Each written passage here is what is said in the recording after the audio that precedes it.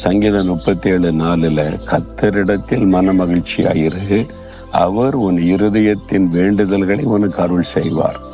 உன் இருதயத்துக்குள்ள சில வேண்டுதல் இருக்குது.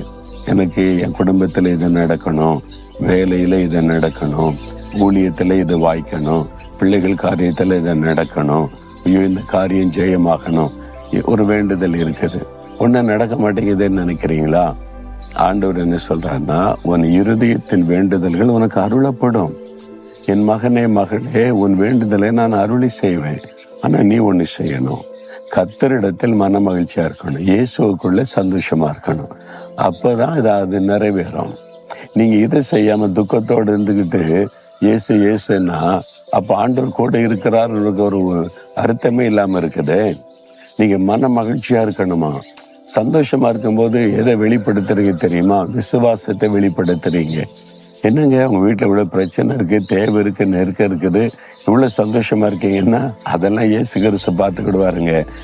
அவர் என் கூட இருக்கார்ல, அவர் எனக்கு போதும், அவர் செஞ்சு முடிச்சிருவார்.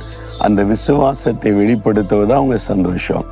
நீங்க மன மகிழ்ச்சியா இருந்தா இயேசு மேல விசுவாசமா இருக்கீங்கன்னு அர்த்தம். நீங்க சோர்ந்து போய் கவலையோட துக்க முகத்தோடு இருந்தீங்கன்னா நீங்க விசுவாசம் இல்லை அப்படின்னு அர்த்தம். அவிசுவாசிகளுக்கு ஆண்டவர் உதவி செய்ய முடியாது. அவிசுவாசம் தேவனை துக்கப்படுத்தும். அவிசுவாசம் பிசாசு உங்களுக்குள்ள நுழைய வழிவகுத்து விடும். அப்போ உங்களுடைய விசுவாசத்தை வெளிப்படுத்துவதே உங்க சந்தோஷம்தான். சூழ்நிலை பார்த்து சந்தோஷம் வருவதல்ல, அது உலக மக்கள். நீங்க இயேசுக்குள்ள இருந்தீங்கன்னா எப்பவுமே சந்தோஷமா இருப்பீங்க. என்ன நடந்தாலும் சந்தோஷமா இருப்பீங்க. ஏன்னா அவர் என் கூட இருக்கிறாரு, எனக்குள்ள இருக்கிறாரு, என்னை இதுவரை நடத்தினார், இனிமேல் நடத்துவார் என்கிற சந்தோஷம் அது உங்களுக்கு இருக்குதா?